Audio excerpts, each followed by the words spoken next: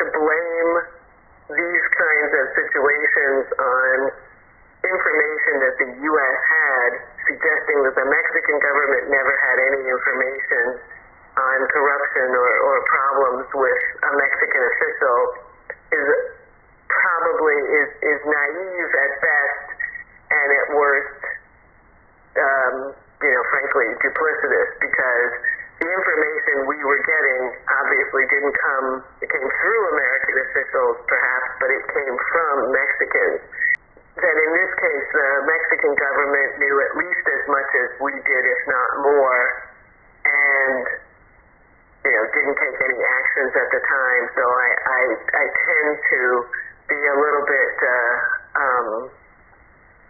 I guess the word is, I find it a little disingenuous to suggest that we had information they didn't have and couldn't have acted on.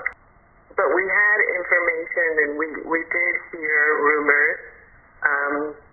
Most of those were not confirmed, and they were from sources that you would expect to oppose the head of public security. You often got rumors or information from one agency about another agency. So you might get information that came from the police about military officials and vice versa. And you never had information that was confirmed by what I would call an unbiased source. You also have no choice but to work with senior security officials while you are cautious. You try and work with them to achieve your objectives, which we were able to do sometimes with Garcia Luna. There were lots of issues on which we worked with him, always cautious, but we had to rely on him. He was the Minister of Security. That you always have concerns in a country that has corruption, that if you're giving large amounts of aid, you have to make sure that aid is being used the way it was intended to. And we never give money. In other words, we don't give cash for it. It was used for training and equipment, and you make sure by monitoring the courses that are given and where the equipment goes, and you check on it a year later. But I would not be aware of Justice Department investigations. In most cases, you would not be aware before an indictment.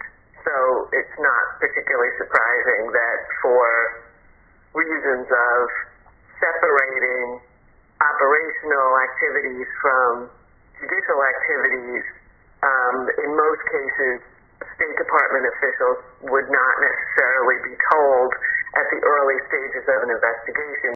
The time that he was in office, it may have been under investigation while he was in office, but those would have been the early days of the investigation, and we wouldn't necessarily have been told. We all worried about corruption, including about corruption by Garcia Luna, but as I say, you take steps to try and ensure it doesn't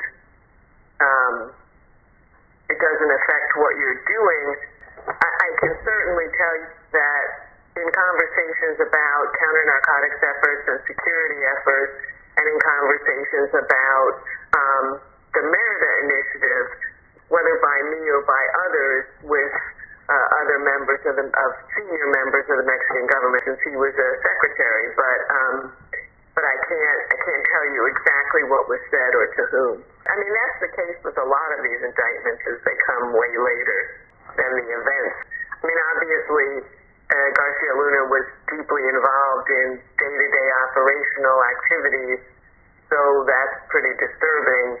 I mean, to be honest, the law enforcement agencies are the ones on the front line of this, and of course they're more likely to be worried, I guess, than others that don't have as much information as they do.